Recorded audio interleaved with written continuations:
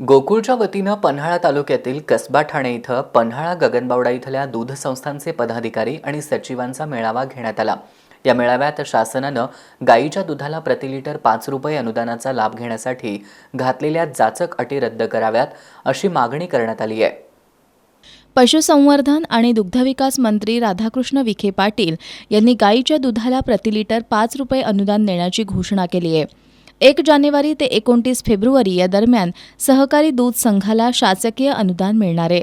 मात्र हे अनुदान देताना शासनानं अनेक जाचक अटी घातल्या आहेत।